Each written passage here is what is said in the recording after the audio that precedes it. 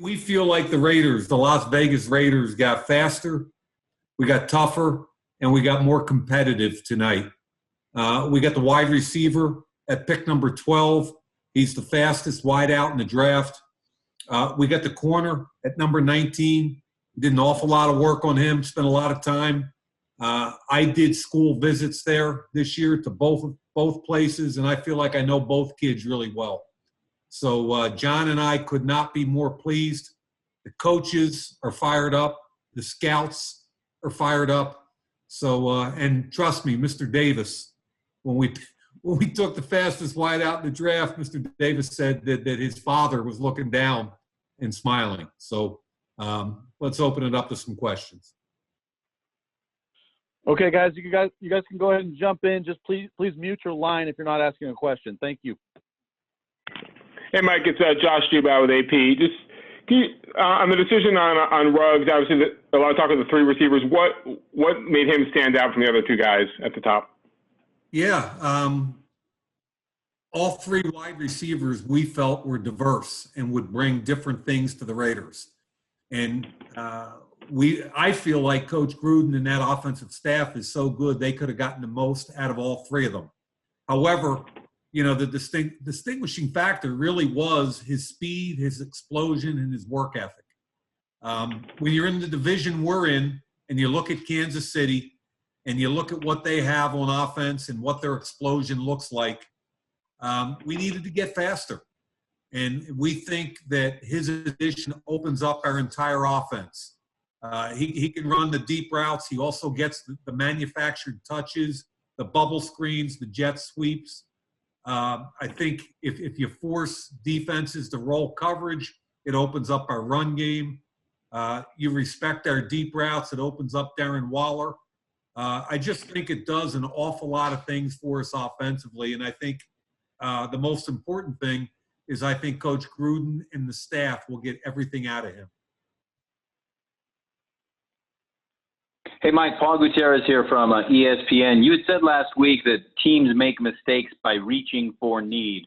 Why is Arnette not a reach for you guys at that position? What exactly about him did you like? No, the reason he's not a reach is because of his grade in our system.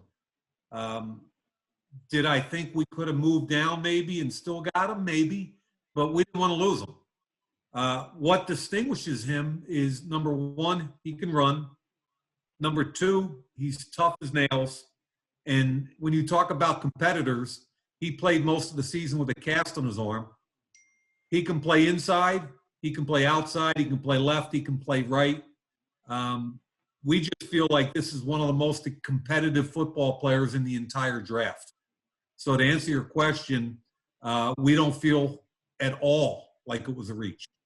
But were you ever close at either spot at trading down, or were there just not opportunities there? We did not initiate any calls, but we had a bunch of calls tonight from teams that wanted to move up at different times for specific players. We wanted to sit there and take Ruggs at 12, and we did. We probably could have moved down if we wanted to at 19, but again, we hung in there and we took the guy we wanted to take. So we did not initiate any trade calls tonight, but we did get several calls. Mike, another, like last year, you're taking guys from programs that were pretty successful. Is that something that's just an important factor for you guys, just the programs these guys come from? It doesn't have to be, but there's certainly a sense of security when you're watching film and you understand the level of competition. And you can put on SEC championship games. You can put on Big Ten championship games. The fact that both these kids come out of those kinds of programs and those kinds of teams is awesome. And I just think especially in a year like this, where you don't get all the verified numbers and you know, there's more questions out there. I think we felt outstanding about both these kids, the level of competition, how many games they've played for these teams. There's an awful lot of tape on both these kids. Hey, Mike, this is Jesse from NBC in Las Vegas. before the draft, you talked to you a lot about just it being a virtual draft and kind of what challenges it would pose. How'd the first round go for you guys? And was there anything that maybe popped up that you didn't expect?